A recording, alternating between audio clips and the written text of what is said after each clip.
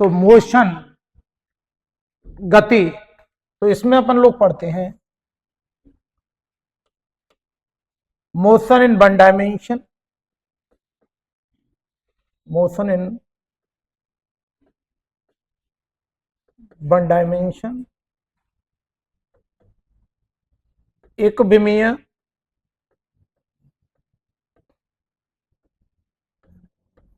गति,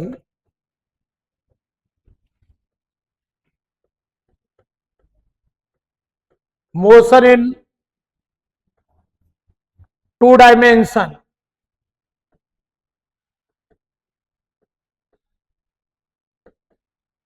द्विमिमीय गति। और जिस ब्रांच में अपन मोशन के बारे में पढ़ते हैं उस ब्रांच का नाम है मैकेनिक्स।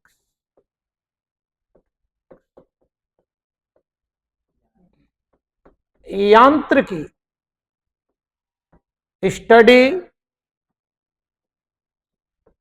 अबाउट मोशन,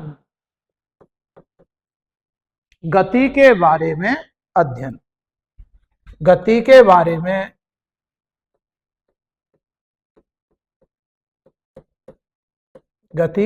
में अध्ययन। स्टैटिक्स का मतलब क्या होता है? स्टैटिक का मतलब विराम अवस्था में। आगे बढ़ जाए, टू डायमेंशन में भी अपन दो पढ़ेंगे, प्रोजेक्टाइल मोशन,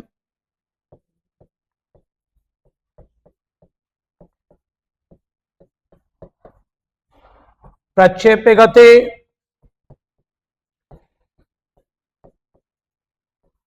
सर्कुलर मोशन,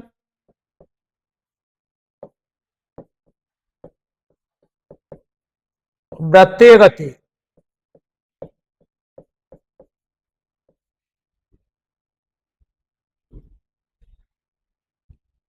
तो मैकेनिक्स का मतलब गति के बारे में अध्ययन, स्टडी अबाउट मोशन।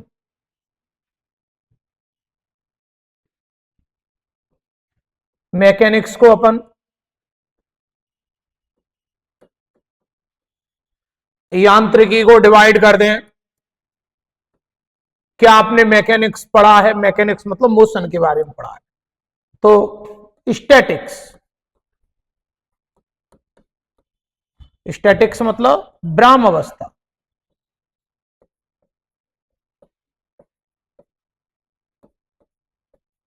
ऑब्जेक्ट कैसी कंडीशन में होगा? यहां एट रेस्ट।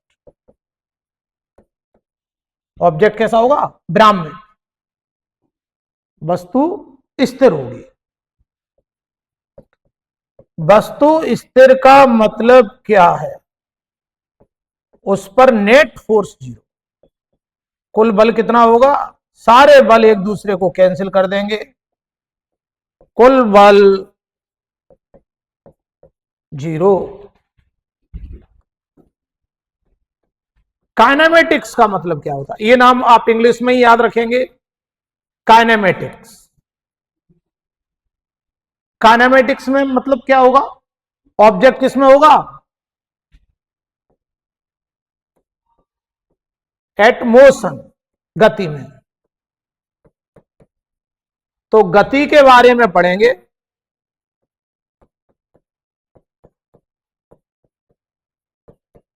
Without cause.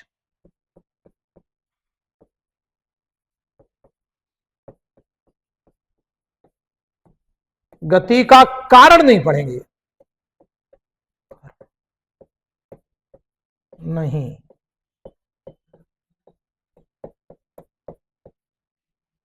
तो काइनेमेटिक्स में गति का कारण नहीं पढ़ेंगे। गति का कारण कौन होता है? गति का कारण होता है फोर्स। फोर्स के बारे में जहां पढ़ते हैं उसे कहते हैं डायनामिक्स।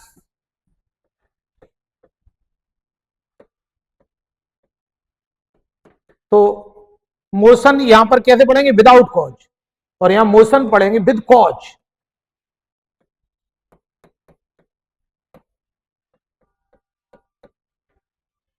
गति का कारण, तो डायनामिक्स को डायनामिक्स भी बोले। गति का कारण, गति किस कारण से हो रही है वो पढ़ेंगे, यानी फोर्स के बारे में पढ़ेंगे, बल। तो यहां पर मोशन से संबंधित बातें तो पढ़ेंगे, जैसे एक्सेलरेशन पढ़ेंगे, काइनेमेटिक्स में वेलोसिटी पढ़ेंगे, वेग पढ़ेंगे, त्वरण पढ़ेंगे, डिस्प्लेसमेंट पढ़ेंगे। लेकिन वेलोसिटी में चेंज किसके कारण हो रहा है, एक्सेलरेशन किसके कारण पैदा हो रहा है, वो काइनेमेटिक्स में नहीं पढ़ते। वो कहां पढ़ते हैं, डायनामिक्स में, जैसे न्यूटन्स लॉ में। तो इन सबको मिलाकर ही अपन क्या कहते हैं, मैकेनिक्स। तो डायनामिक्स मतलब डायन के बारे में पढ़ेंगे। ठीक, आगे बढ़ना होगा।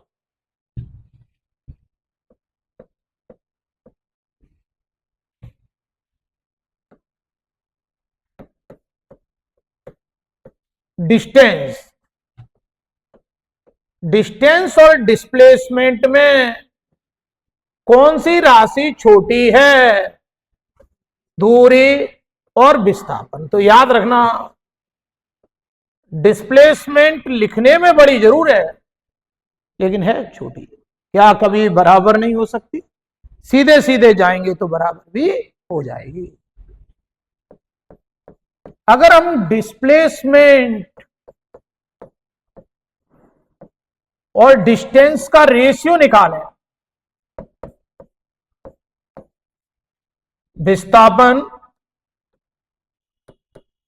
और दूरी का अनुपात निकालेंगे, तो कितना आएगा, लेस देन और इक्वल 1। एक कब आएगा, जब अपन सीधे सीधे चल रहे होंगे तो एक आएगा। अगर हम दोनों में टाइम से डिवाइड कर दें तो वेलोसिटी बन जाएगी ऊपर और स्पीड बन जाएगी नीचे। वेग और चाल, इनका रेशियो कितना आएगा। इसमें कौन सी वेक्टर क्वांटिटी है, तो याद रखना, वेलोसिटी।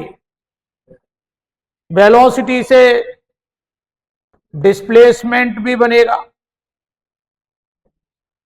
विस्थापन भी बनेगा, और इससे एक्सेलरेशन भी बनेगा।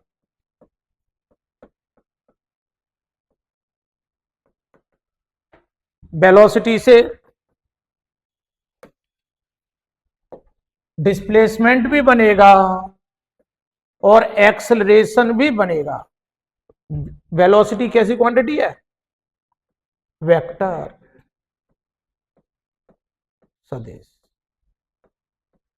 डिस्प्लेसमेंट से और स्पीड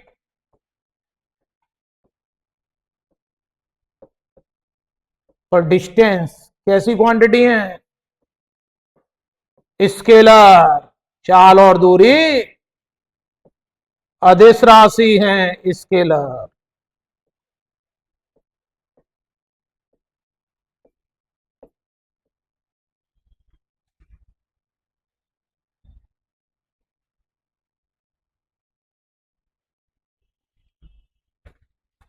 अगर हम कंप्लीट साइकिल की बात करें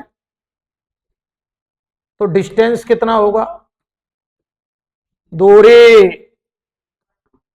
2πr, और डिस्प्लेसमेंट वहीं की वहीं, ए से आप ए पर ही वापस आ गए, डिस्प्लेसमेंट 0। तो क्या डिस्प्लेसमेंट 0 हो सकता है, हो सकता है। क्या डिस्प्लेसमेंट नेगेटिव भी हो सकता है, हो सकता है। क्या डिस्टेंस 0 होगी, नहीं। क्या डिस्टेंस नेगेटिव होगी, नहीं। तो विस्थापन 0 भी हो सकता है, नेगेटिव भी हो सकता है। डिस्टेंस कितना हो गया, पूरे कंप्लीट सर्कल, कंप्लीट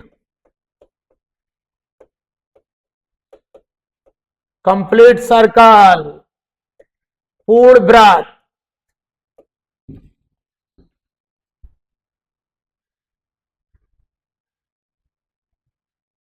एक क्वेश्चन पूछा जाता है, डिस्प्लेसमेंट और डिस्टेंस का रेशियो कितना होता है, तो यूनिटी और लेस, एक या एक से कम। आगे बढ़ना,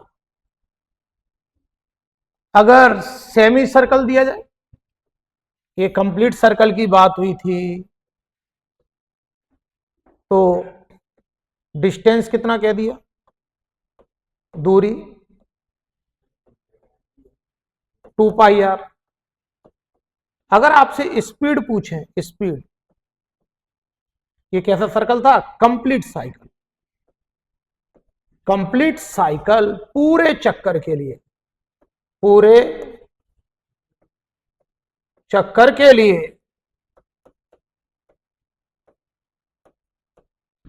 डिस्टेंस कितना हो गया, 2πr। Speed is equal to distance upon time. Speed is equal to distance upon time. चाल बराबर दूरी बटे समय। अब पूरे चक्कर के लिए दूरी कितनी हो जाएगी, 2πr, और समय को कैपिटल टी से लिखना। लेकिन वेलोसिटी की बात करेंगे तो बोलो, वेलोसिटी, वेग, वेलोसिटी में क्या आता है, डिस्प्लेसमेंट, और कंप्लीट साइकिल के लिए डिस्प्लेसमेंट कितना हो गया, बोल दो, 0।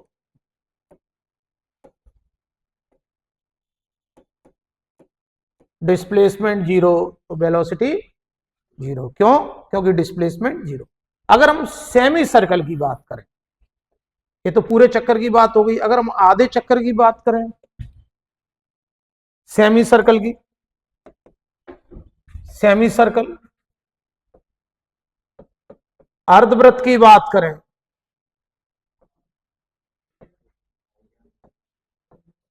सेमी सर्कल की बात करें तो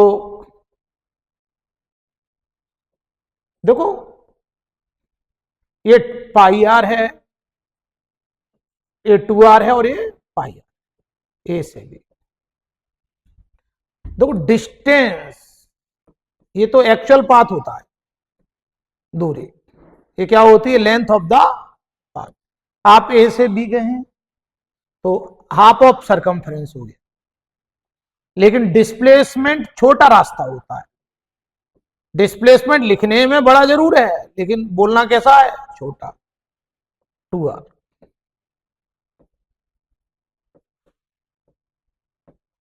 अगर हम स्पीड की बात करें, चल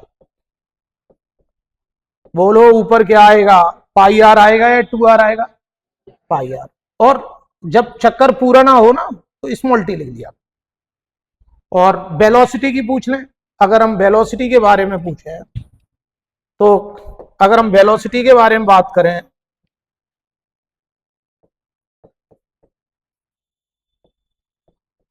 ऊपर क्या लिखने वाले हैं, डिस्प्लेसमेंट यानी 2r।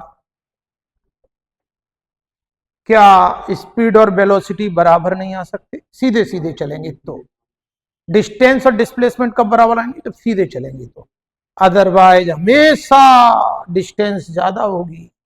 ऐसे ही डिस्टेंस किस फॉर्मूले में आती है, स्पीड के फॉर्मूले में, स्पीड भी ज्यादा होगी। आगे बढ़ना होगा।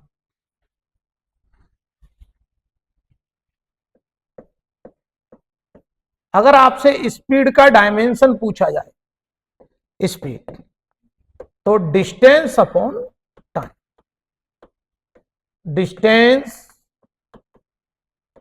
चाल बराबर दूरी बटे समय। अब इसका एमकेएस यूनिट, एमकेएस मतलब मीटर किलोग्राम सेकंड, मीटर बोल देना, और टाइम का सेकंड। सीजीएस की बात करें तो सेंटीमीटर पर सेकंड बोल देना, और डायमेंशन की बात होगी तो डिस्टेंस को एल से और टाइम को एल टी माइनस। वेलोसिटी की बात होगी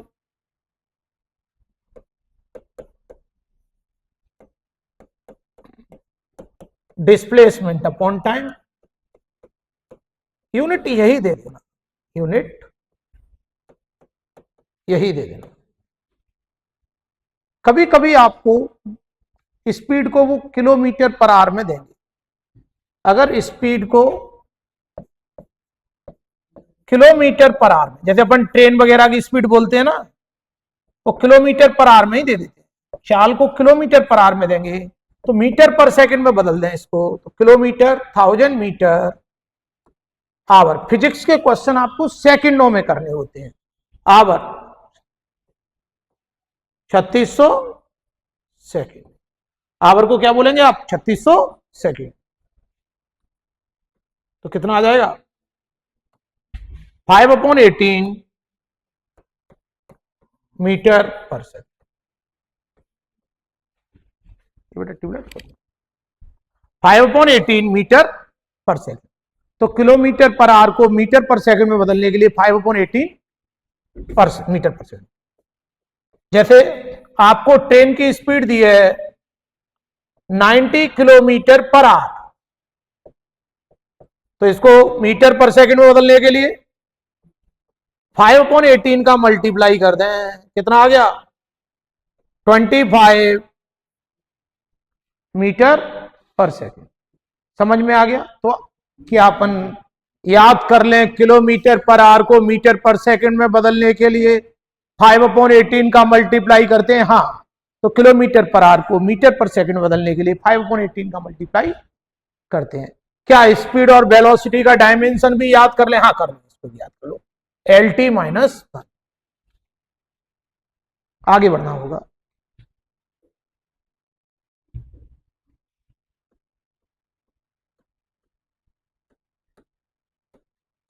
कभी कभी आपसे स्पीड ऑफ लाइट के बारे में बात करते हैं, प्रकाश की चाल, प्रकाश की चाल, और ये इसको C से रिप्रेजेंट कर देते हैं बेटा, 1/, ये कहां पर है स्पीड ऑफ लाइट, वायु निर्वात में। ये कहां पर है, वायु या निर्वात। निर्वात मतलब जहां वायु है नहीं। Speed of light in air और वैक्यूम। देखो ये सबसे ज्यादा लाइट होती स्पीड होती है, इससे ज्यादा लाइट की स्पीड कहीं नहीं मिलेगी। वाटर में, ग्लास में, सभी मीडियम में कम हो जाएगी, कम हो जाएगी।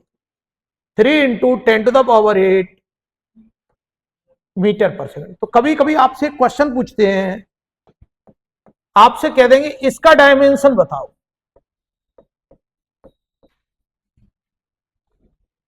इसका डायमेंशन बताइए। LT-1 ये स्पीड है। कभी कभी आपसे E/B का डायमेंशन पूछेंगे, ये भी स्पीड है। E/B भी क्या है, स्पीड है। कौन क्या है वो देख लीजिए, स्पीड तो स्पीड है ही।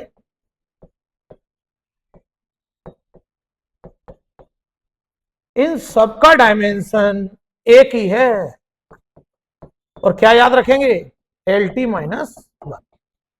इसको याद रख लेना। यहां पर E क्या है, E intensity of electric field. E क्या है, इंटेंसिटी ऑफ इलेक्ट्रिक फील्ड, विद्युत क्षेत्र की तीव्रता।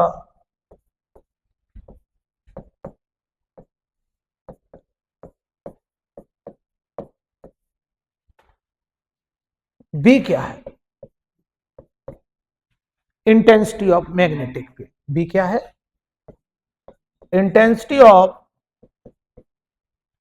Magnetic field.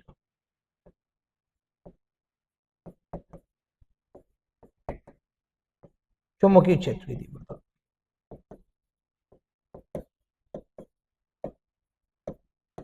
क्या आप म्यू नॉट को जानते हैं, mu naught,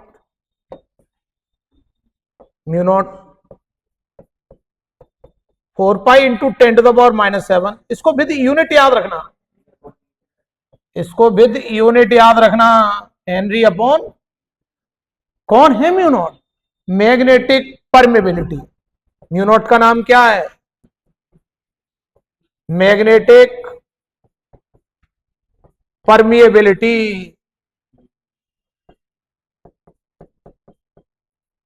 चुंबकशीलता।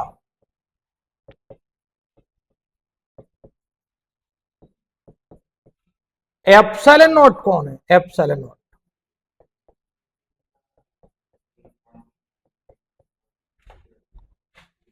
फेरेड upon metre.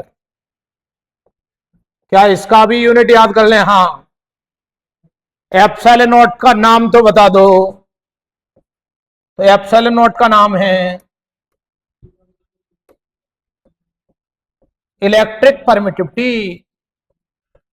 Electric permittivity. आप एप्सिलॉन नॉट को ध्यान से देखें,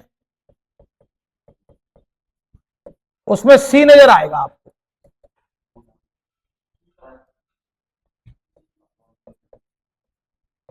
और ध्यान रखना, पूरी फिजिक्स में कभी भी न्यूटन पर स्क्वायर नहीं लगेगा। तो एप्सिलॉन नॉट में सी नजर आएगा आपको, कूलाम स्क्वायर। एप्सिलॉन नॉट ऊपर है, कूलाम भी ऊपर है, न्यूटन पर स्क्वायर लगाना मत, मीटर स्क्वायर। ये आप फॉर्मूला पढ़ते हैं, proportional Q1 Q2 upon are square. इससे समझ में आ जाएगा आपको किस पे स्क्वायर है, किस पे नहीं है। सब पे स्क्वायर है, न्यूटन पे नहीं है। अब समझ में नहीं आता कि कुल कौन ऊपर आएगा, तो एप्सिलॉन नॉट में आपको सी नजर आ रहा है, तो कूलम ऊपर, फेरेड ऊपर। तो एप्सिलॉन नॉट और म्यू नॉट की वैल्यू भी आप याद रख लेना। आगे बढ़ना होगा, वापस मोशन की तरफ आएंगे। तो ये आपसे डायमेंशन पूछ लेते हैं।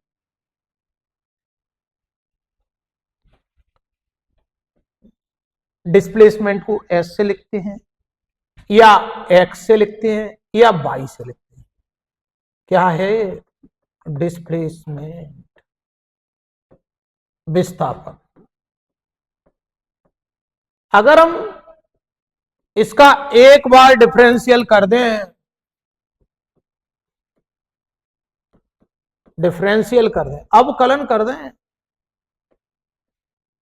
तो हम इंस्टेंटेनियस वेलोसिटी, तात्क्षणिक वेग पर पहुंच जाएंगे। तो वेलोसिटी प्राप्त करना है तो कितनी बार डिफरेंशियल करोगे? एक बार डिस्प्लेसमेंट का। और एक्सेलरेशन पर पहुंचना है, अगेन डिफरेंशियल कर दीजिए, फिर से अवकलन कर दीजिए। तो एक्सेलरेशन की तरफ पहुंच जाएंगे, डीवी अपॉन dt। ये अपन मीटर पर सेकंड बोले थे, इसको क्या बोलोगे? मीटर पर सेकंड स्क्वायर। वापस जाना हो तो अपने पास क्या करना पड़ेगा? इंटीग्रल,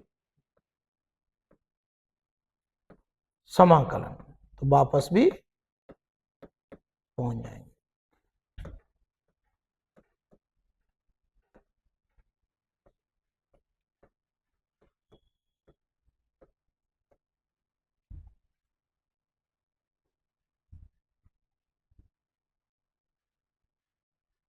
तो एक्सेलरेशन बोलना है तो आप ऐसा बोल सकते हैं, rate of change of velocity, वेग परिवर्तन की दर, जब भी रेट आए टाइम से डिवाइड किया जाए।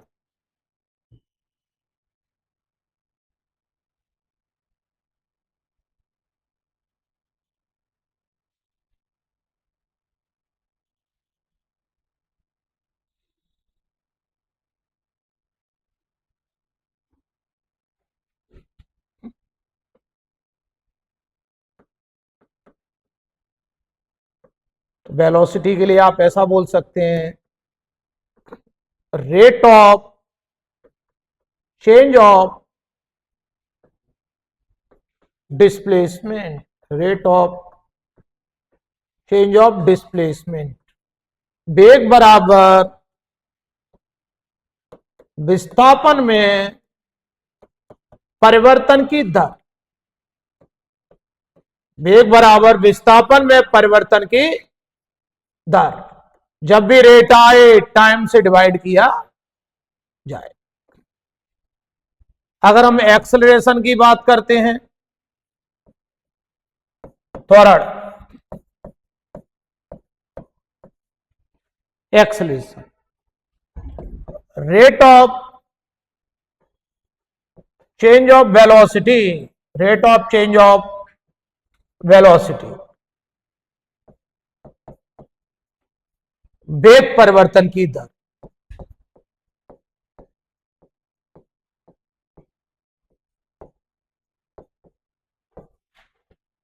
जब भी रेट आए टाइम से डिवाइड किया जाए।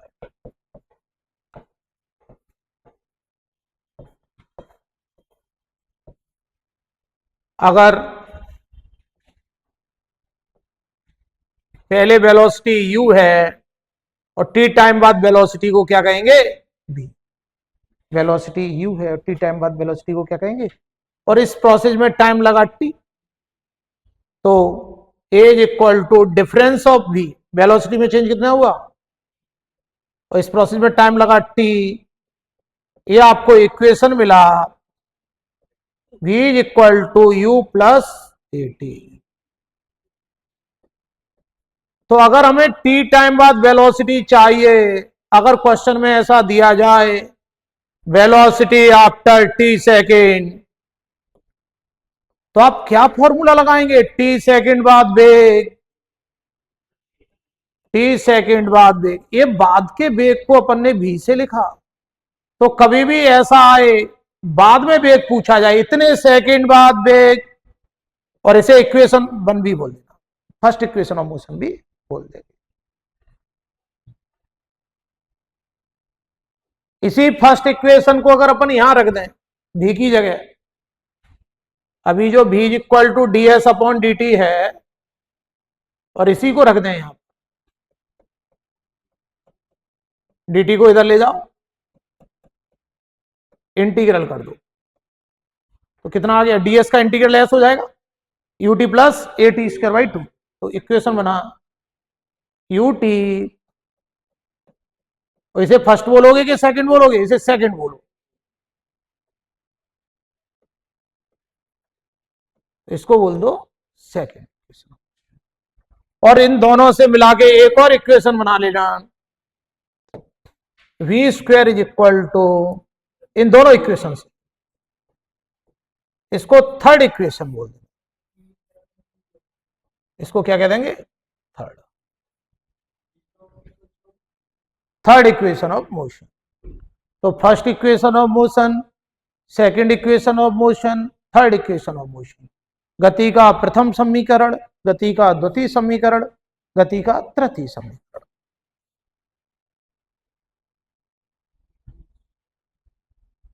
तो टी टाइम में उसने कितनी दूरी कवर की, कितना डिस्प्लेस, सीधे सीधे जा रहे हैं, इसको डिस्प्लेसमेंट बोल दीजिए S, S is equal to UT plus half A T. तो ये कंप्लीट टी टाइम में कितना डिस्टेंस कवर किया, और पर्टिकुलर टाइम में पूछा जाए, जैसे डिस्टेंस फोर्थ सेकंड में कितना कवर किया, लास्ट सेकंड में कितना कवर किया, तो जैसे 4 सेकंड में डिस्टेंस कितना कवर किया, तो ये पूरा है, लेकिन चौथे सेकंड में कितना कवर किया, तो उसके लिए अभी अपन एक फॉर्मूला बना लेंगे। Distance travelled in nth second, particular second में, distance travelled in nth second, nवे सेकंड में चली गई दूरी, nवे सेकंड में चली गई दूरी S nth u plus A by 2, 2n minus 1।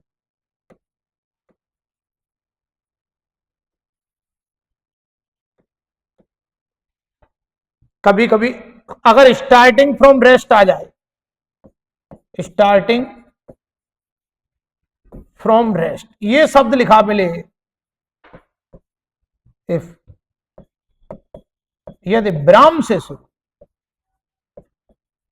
अगर ये शब्द लिखा मिलेगा,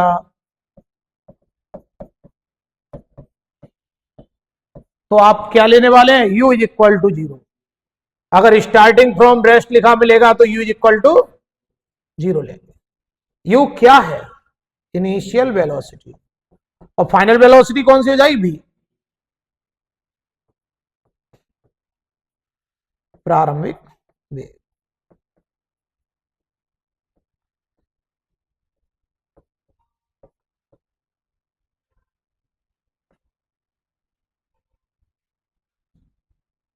starting from rest.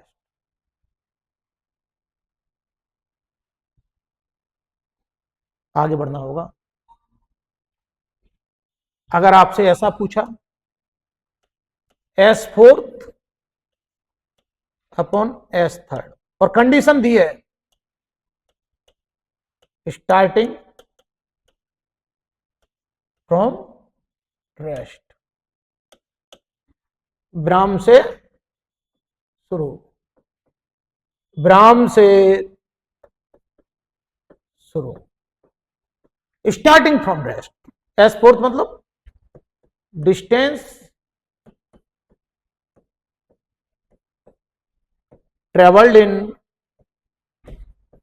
4 second upon distance travelled इन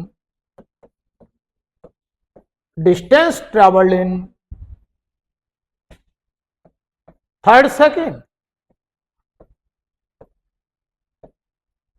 चौथे सेकंड में चली गई दूरी बटे तीसरे सेकंड में चली गई दूरी, तो चौथे सेकंड में चली गई दूरी, चौथे सेकंड में चली गई दूरी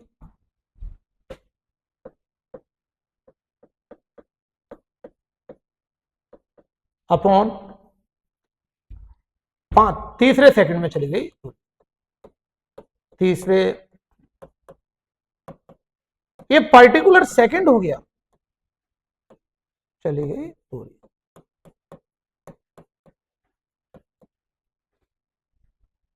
तो एक एग्जांपल हो गया S fourth upon S third, you 0 है, a बाई 2 2n माइनस 1 चौथे सेकंड में चली गई दूरी, a बाई 2 ये तीसरे सेकंड में चली गई दूरी।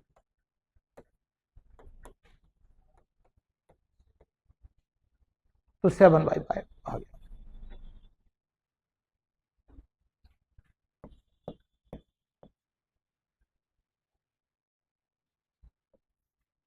अगर आपको हाफ ऑफ डिस्टेंस दिया जाए, एक कंप्लीट डिस्टेंस हमने x लिया है,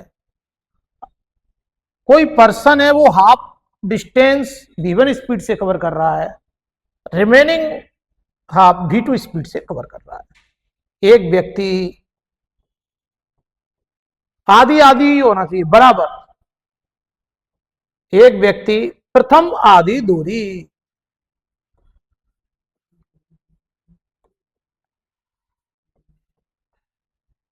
क्या दूसरी भी बराबर होना चाहिए? हाँ। A person travelled first half distance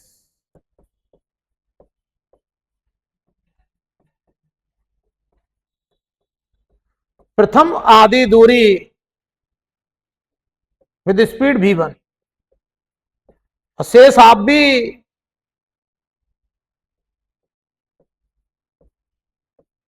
v1 speed से होना चाहिए। तो अपन एवरेज स्पीड का फॉर्मूला क्या बनाएंगे? एवरेज स्पीड हार्मोनिक मीन के बराबर होगी। औसत चाल किसके बराबर होगी? हरात्मक माध्य के बराबर। ये हरात्मक माध्य क्या होता है? तो ये होता है 2ab अपॉन a प्लस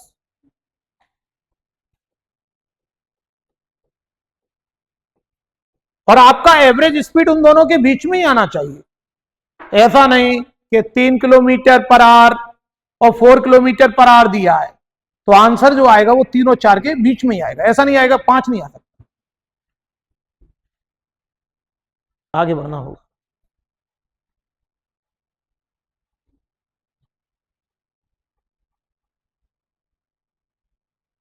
अगर आधी दूरी की जगह आधा टाइम दिया जाए, फर्स्ट हाफ डिस्टेंस की जगह हाफ टाइम दिया जाए, अगर हाफ ऑफ टाइम दिया जाए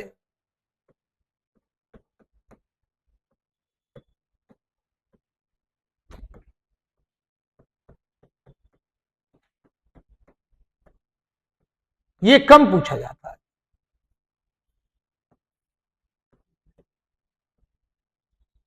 एवरेज, क्या हम एवरेज को मीन भी कह देते हैं? हाँ, औसत या माध्य एक ही बात है। चलो, इसमें हाफ ऑफ टाइम दिया जाएगा। इसमें क्या दिया जाएगा? Half of time. A person travelled first half time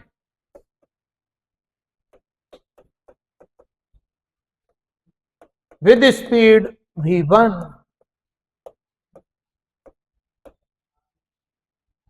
एक व्यक्ति, आधा आधा समय दिया जाएगा।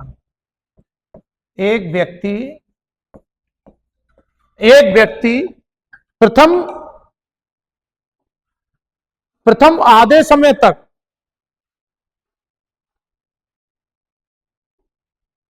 एक व्यक्ति प्रथम आधे समय तक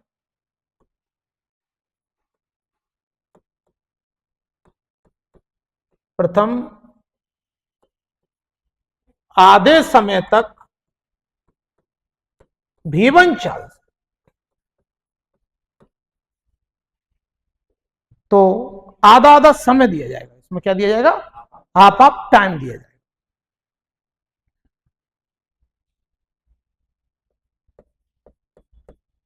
जैसे ए से बी तक जाना है,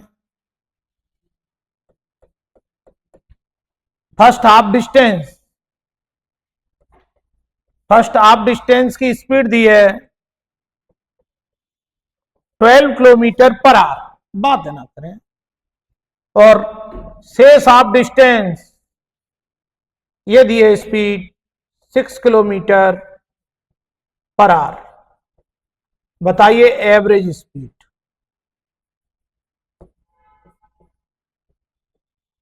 औसत चाल।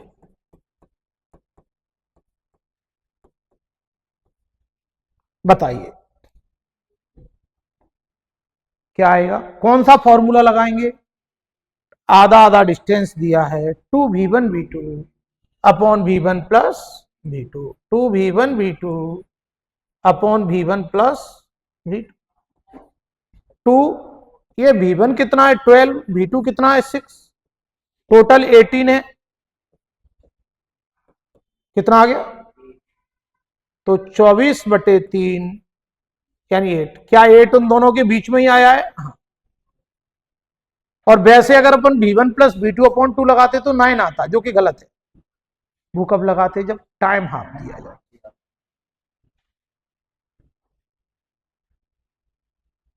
एक लड़का अपने घर से स्कूल जाता है। कोई लड़का है,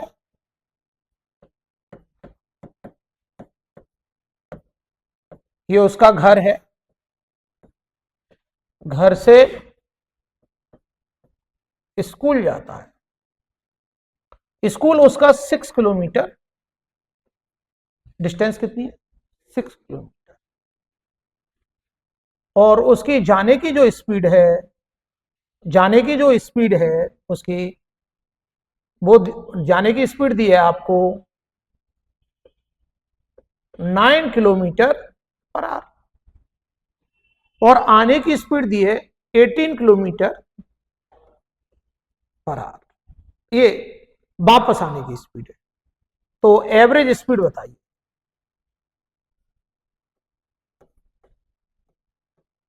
एवरेज स्पीड,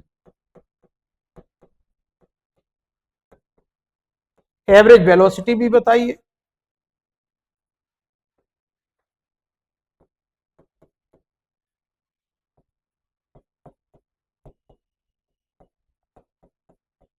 डिस्टेंस भी बताइए। डिस्प्लेसमेंट भी बता दीजिए।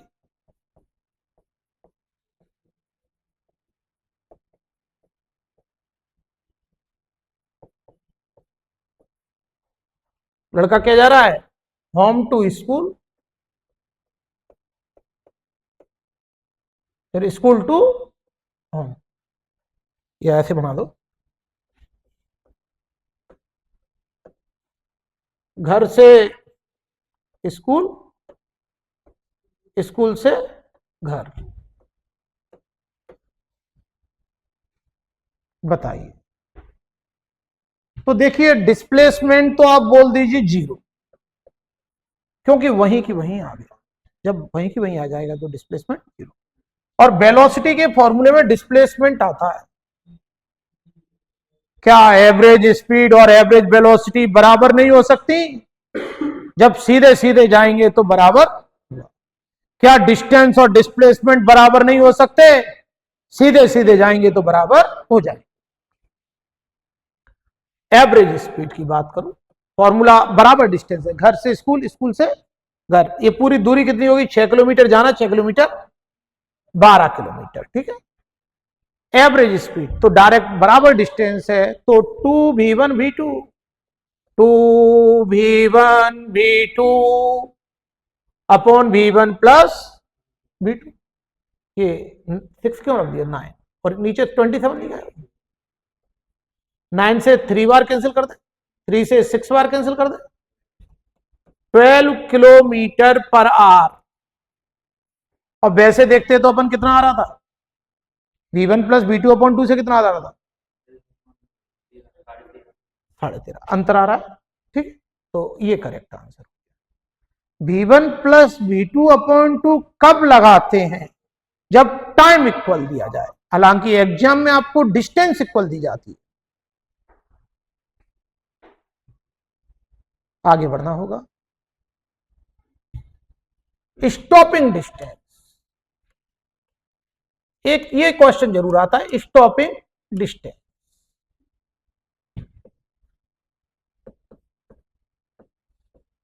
ब्राह्मण आने से पूर्व चली गई दूरी, ब्राह्मण आने से पूर्व, ब्राह्मण आने से पूर्व चली गई दूरी।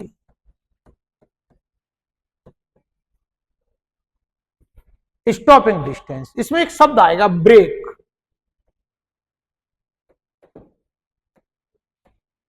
फाइनली कार को रुकना होगा, ब्रेक मतलब फाइनली कार को रुकना होगा, यानी v इज इक्वल टू 0, तो v square is equal to U square plus, finally रुकना है, रिटार्डेशन हो रहा है, तो स्टॉपिंग डिस्टेंस आ गया यू स्क्वायर अपॉन 2।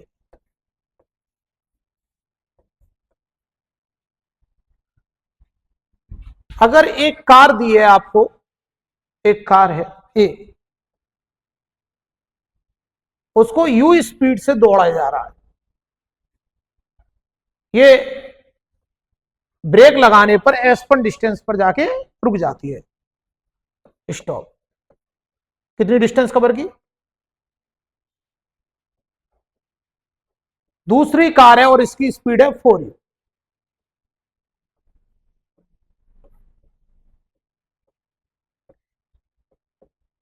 और ये हम ब्रेक लगा रहे हैं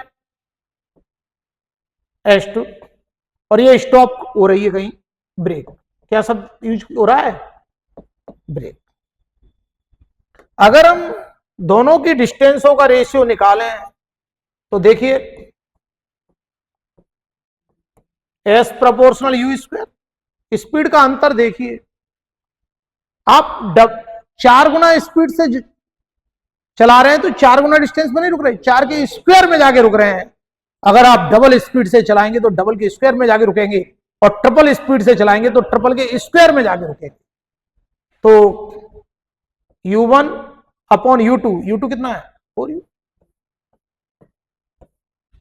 s1 upon s2, u1 upon u2 का होल स्क्वायर, तो 1/16।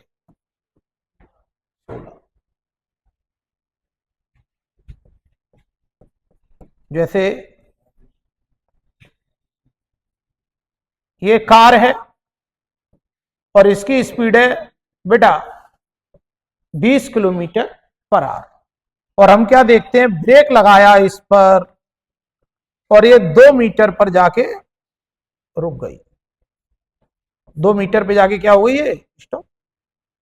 और रुकना हालांकि अन्य बातों पर भी डिपेंड करता है, रुकना इस पर भी डिपेंड करता है, रोड पर चिकनी है कि खुरदरी है, यानी फ्रिक्शन पर भी डिपेंड करता है, स्पीड के साथ साथ। दूसरी कार चला रहे हैं, अब कार की स्पीड कर दी गई है 40। अब आप बताइए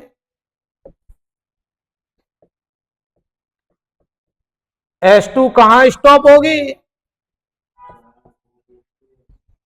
तो आप डायरेक्ट क्या कर सकते हैं, डायरेक्ट ऐसे सॉल्व करेंगे इसको। डायरेक्ट कैसे सॉल्व करें, डायरेक्ट आप ऐसे सॉल्व करें, S प्रोपोर्शनल U स्क्वायर, पहले कितना रुक रही थी, 2 मीटर पर। प्रोपोर्शनल को क्रॉस में बदल लिया करें, प्रोपोर्शनल को किसमें बदल लिया करें, क्रॉस। स्पीड कितना हो रही है, डबल। अरे पहले 20 की स्पीड थी, क्या हो गई, डबल। तो यहां डबल लिख दो बस। कितना दूर जाके रुकेगी, 8 मीटर। समझ में आया।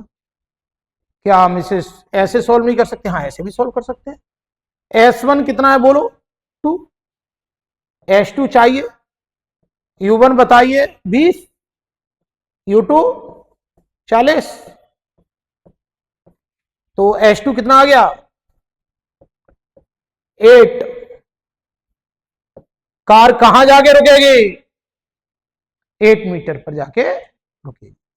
तो ये स्टॉपिंग वाला क्वेश्चन बहुत इंपॉर्टेंट है, आना ही होता है। पहचान है इस क्वेश्चन की, ब्रेक शब्द आई।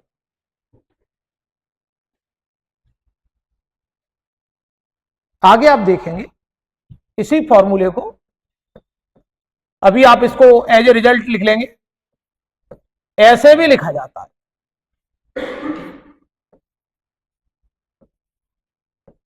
अगर हम इसमें m का मल्टीप्लाई कर दें m स्क्वायर का, और m स्क्वायर का डिवाइड कर दें, तो ये फॉर्मूला ऐसे भी लिखा जाएगा, ऊपर बन जाएगा मोमेंटम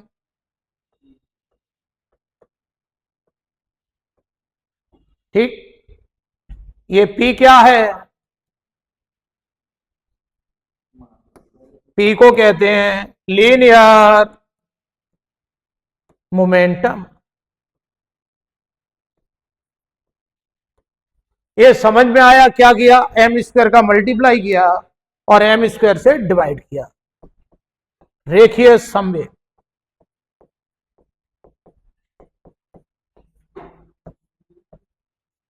तो लीनियर मोमेंटम का फॉर्मूला भी आप याद रखेंगे, मास इंटू वेलोसिटी, द्रव्यमान गुणा वेग। P से लिख लेते हैं, क्योंकि ये गति की ताकत है, पावर ऑफ मोशन है,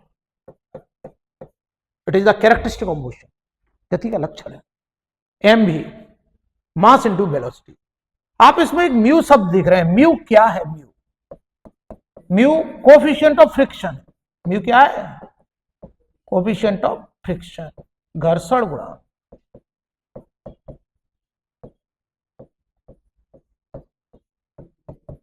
तो स्टॉपिंग डिस्टेंस के 3 फॉर्मेट पूछे जाते हैं, जिन पे डबल निशान लगा है वो याद करना है, और जिस पे डबल निशान नहीं लगा है उसे सॉल्व करना है। यदि इस पे हमने डबल निशान नहीं लगाया तो इसको आप सॉल्व करेंगे, लेकिन इस पे डबल निशान लगा है, इस पे भी डबल निशान लगा है, इसे आप याद कर लें। इस पे भी तो डबल निशान लगा था, इसको भी याद कर लें, U स्क्वायर अपॉन 2a। इस पे भी तो डबल निशान लगा है, तो इसको भी याद कर लेंगे। भी बात की वेलोसिटी है, U इनिशियल वेलोसिटी। तो S is equal to U square upon 2 mu g, में म्यू क्या है, कोफिशिएंट ऑफ फ्रिक्शन, घर्षण गुणांक। ये P क्या है, ये P तो मोमेंटम है, linear momentum, mass into velocity. आगे बढ़ना होगा।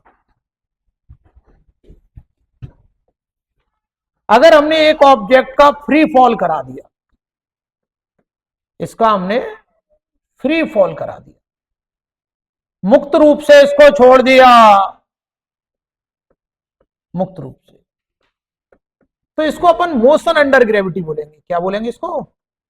मोशन अंडर ग्रेविटी, गुरुत्व के अधीन गति, इसको क्या बोलेंगे? गुरुत्व के अधीन गति। अब आप v equal to U plus A T को u की जगह 0 लिख दें, gt। u क्या है यहां पर? u अपन क्या लेके चल रहे हैं? 0। अगर u दिया जाए तो लिख देना, क्योंकि ऊपर से भी अपन दो तरह से गिराते हैं। अगर अपन ने फ्रीली छोड़ दिया तो u 0, और अगर हमने इसको ऐसे मारा तो इसके पास u है। तो अगर आपको u दे तो लिख देना, नहीं तो 0 लिखिए। और s is equal to U T plus, लेकिन ऐसे में s कहना ठीक नहीं है, तो h बोल देंगे। h 1/2 a की जगह क्या ऐसा बोल पाएंगे? बातें तो ना करें। t is equal to √2h upon, क्या t स्मॉल m पर डिपेंड है? नहीं, t ऑब्जेक्ट के मास पर डिपेंड। फिजिक्स में जिस पर डिपेंड नहीं होता उसको इस तरह लिख देते हैं, हाइट पर डिपेंड है। हाइट पर स्मॉल m क्या है? मास ऑफ ऑब्जेक्ट, वस्तु का द्रव्यमान। तो क्या t हाइट पर डिपेंड है? बिल्कुल हाइट पर डिपेंड है। अगर आप एक मंजिल से फेंक रहे हो और 2 मंजिल से फेंक रहे हो किसी पत्थर को, तो एक मंजिल वाला जल्दी पहुंच जाएगा ग्राउंड पर। तो t हाइट पर डिपेंड है। क्या इस फॉर्मूले से अपन किसी बिल्डिंग या टावर की हाइट कैलकुलेट कर सकते हैं? बिल्कुल कर सकते हैं। तो t प्रोपोर्शनल टू है, v equal to G T. देखिए इस पर एक क्वेश्चन देखिए, देखो स्टार्टिंग में तो 0 है वेलोसिटी, लेकिन एक सेकंड के बाद तो 0 नहीं होगी, 2 सेकंड के बाद भी 0 नहीं होगी, 3 सेकंड के बाद भी 0 नहीं होगी। तो कई बार आपसे आपकी नॉलेज टेस्ट करने के लिए वो पूछते हैं वेलोसिटी आफ्टर 1 सेकंड,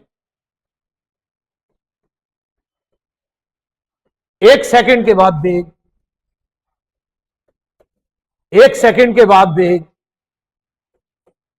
1 सेकंड के बाद वेग।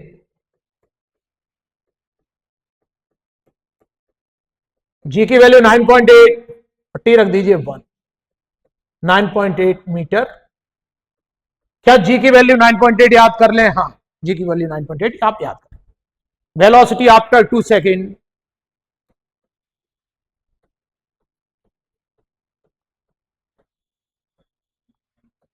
दो सेकंड बाद वेग,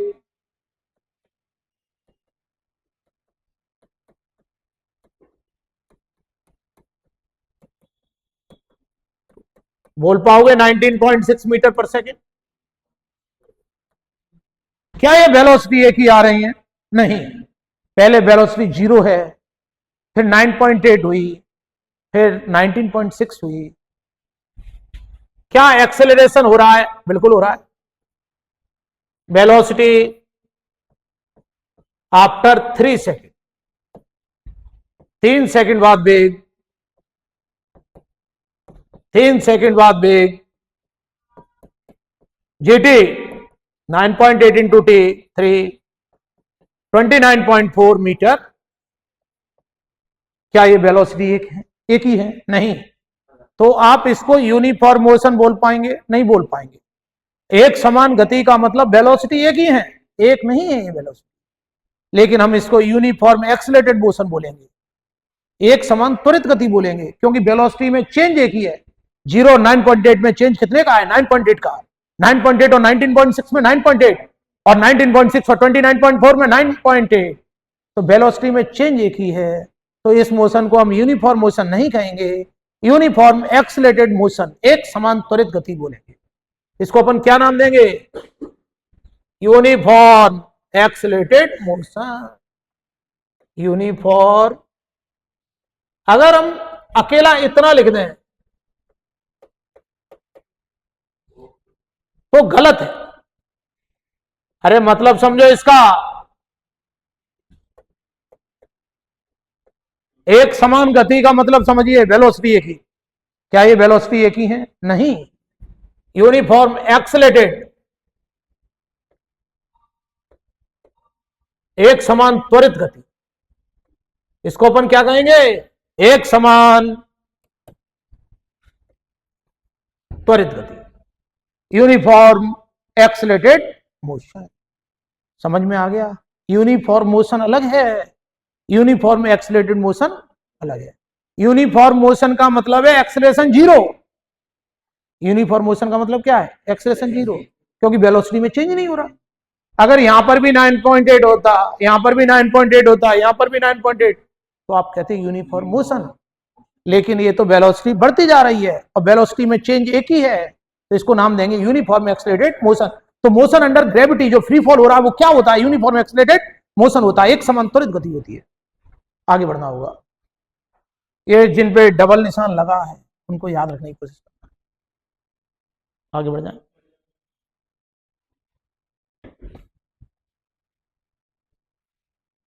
ये भाई एक पत्थर को हमने एच हाइट से फेंकी, इसका मास हमने ले लिया MA। एक दूसरा पत्थर लिया, उसको हमने 2H हाइट से गिराया, इसका मास है MB। इसको टाइम लगा T1, इसको टाइम लगा T2, तो क्या T मास पर डिपेंड है? नहीं। क्या T हाइट पर डिपेंड है? हाइट पर तो डिपेंड है। H1 H है, H2 2H है, 1/, हाइट के नाम कभी H1 H2 दे देंगे, कभी A भी दे देंगे। इसको A हाइट से गिराया, इसको B हाइट से गिराया,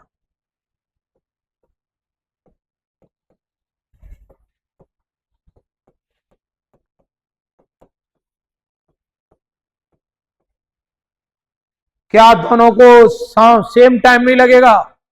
हाइट सेम होंगी तो ही टाइम सेम लगेगा। मास अलग अलग है तो मास से हमें मतलब नहीं है, क्योंकि हमारा फॉर्मूला क्या कह रहा है? T equal to √2H/g। क्या ये मास पर डिपेंड है? नहीं, ऑब्जेक्ट के मास पर डिपेंड नहीं है। तो 1 किलोग्राम और 100 किलोग्राम में कौन पहले पहुंचेगा? दोनों साथ में पहुंचेंगे, साइमल्टेनियसली पहुंचेंगे। ठीक। फॉर्मूला क्या कह रहा है? T इक्वल टू √2H/, तो T किस पर डिपेंड है? मास पर डिपेंड है कि हाइट पर डिपेंड है? हाइट पर। अपने लिए इंपॉर्टेंट क्या है? हाइट। तो एक पत्थर और कागज को गिरा दिया जाए तो कौन पहले पहुंचेगा? तो दोनों साथ में। लेकिन अपन देखते हैं पत्थर पहले पहुंच जाता है, जिसकी डेंसिटी ज्यादा होती है वो पहले पहुंच जाता है। तो वो कारण हवा का है, वायु का, तो एयर की उपस्थिति में। वैसे दोनों साथ में ही पहुंचे। अगर वैक्यूम में फेंक दें तो दोनों साथ में पहुंचेंगे। तो अगर आपसे इस तरह का क्वेश्चन पूछा जाता है 1 किलोग्राम और 100 किलोग्राम को गिराया, कौन पहले पहुंचेगा? तो आप आंसर क्या देने वाले हैं? साइमल्टेनियसली, साथ में। और वायु की उपस्थिति में ध्यान रखना, एयर का एग्जिस्टेंस है तो वो वस्तु पहले पहुंचती है जिसके पास डेंसिटी ज्यादा होती है, जिसके पास सघनता ज्यादा होती है। अगर आपसे कभी कभी हाइट कैलकुलेट कर लेते हैं भाई, यदि ये कोई बिल्डिंग है, इसकी हाइट चाहिए, हाइट ऑफ टावर, बिल्डिंग की ऊंचाई, मीनार की ऊंचाई।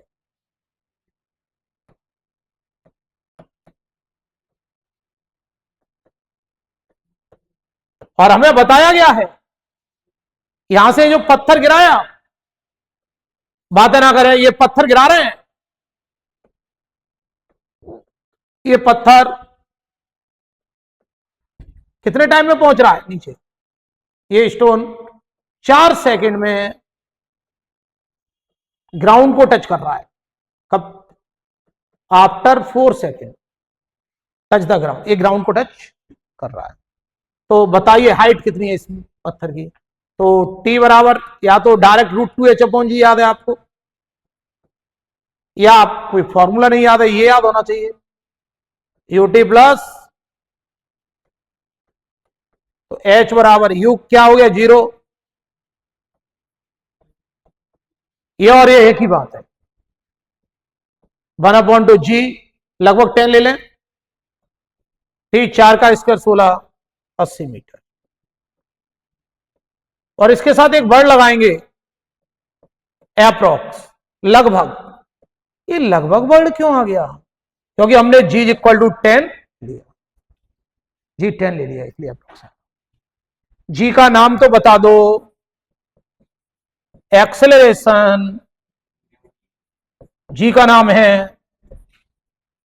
एक्सेलरेशन ड्यू टू ग्रेविटी, गुरुत्वीय त्वरण।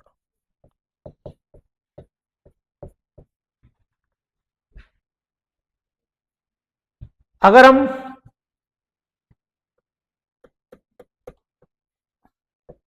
तो अभी आपने एक फॉर्मूला बना लिया जीटी, एक formula UT plus half A T square से H is equal to half G T square, या T is equal to √2H upon G, T is equal to √2H upon G. V square is equal to U square plus 2S, इसको भी तो बना लो 2GH। और अगर nth वाला बनाना हो तो वो भी बना सकते हैं।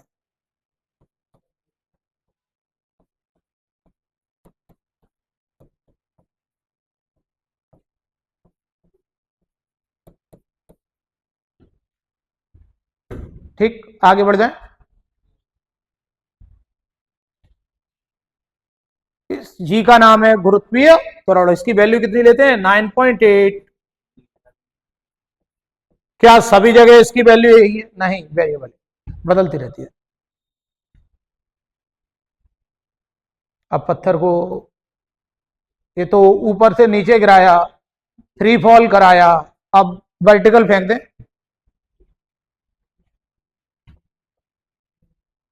अब ये पत्थर को हम क्या कर रहे हैं भाई, वर्टिकल फेंक रहे हैं। कैसे फेंक रहे हैं? ऊर्ध्वाधर। तो V is equal to U plus AT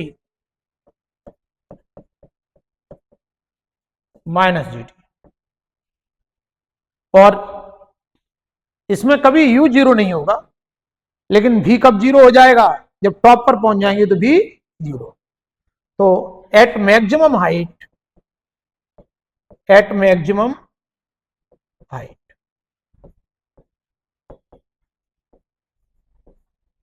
अधिकतम ऊंचाई पर या टॉप पर, अधिकतम ऊंचाई पर भी कितना कर देंगे 0।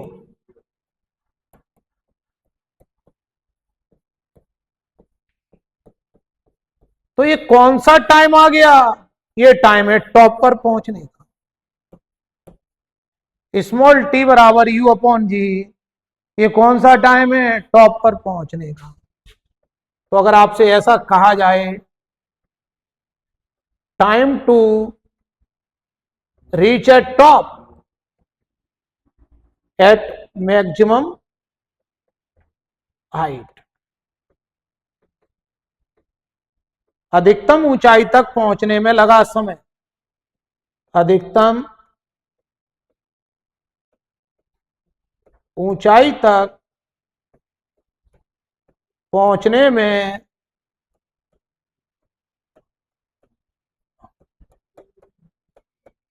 लगा समय, तो अपन क्या कहेंगे? ये टॉप पर पहुंचे हैं, वापस नहीं आए। अभी पत्थर को हमने फेंक दिया, पत्थर कहां पहुंच गया? टॉप पर। अगर आप चाहते हैं वापस आपके हाथ में आ जाए तो उसको कहते हैं टाइम ऑफ फ्लाइट।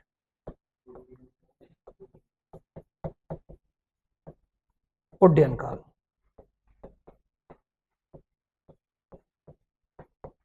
तो आप क्या बोलेंगे? डबल टी कर दो 2U अपॉन जी। आपसे उड्डयन काल का क्वेश्चन जरूर पूछते हैं वो लोग। इसको डबल कर दिया। टाइम ऑफ फ्लाइट उड्डयन काल, तो आपने पत्थर को फेंका, पत्थर को वापस आने में कितना टाइम लगा, 2u/, आगे बढ़े।